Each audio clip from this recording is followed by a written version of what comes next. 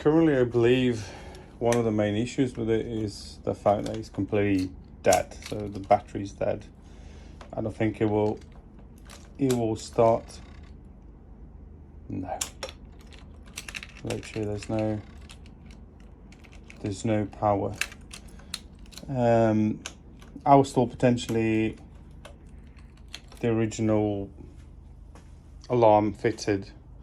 It might be draining the battery, so the first thing is to get a new battery on it, and the battery's right here under the seat.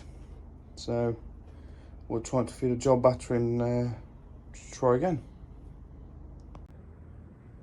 Well, as I took off the battery, I just discovered that it had an alarm system which seems to be completely cut off.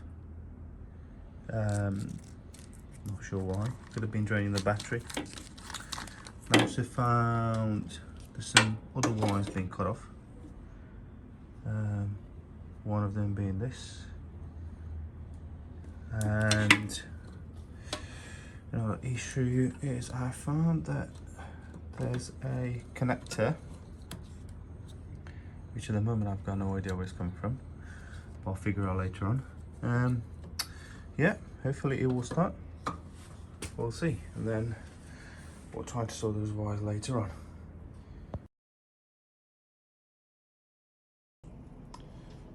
So I feel a new battery. I had to change the gel one because it was almost setting the bike on fire. Almost melted this.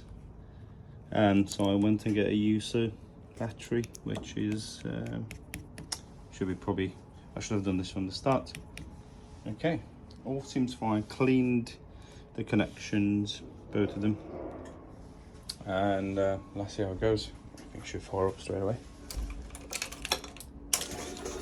Oh, sounds promising. I think I need to use the clutch.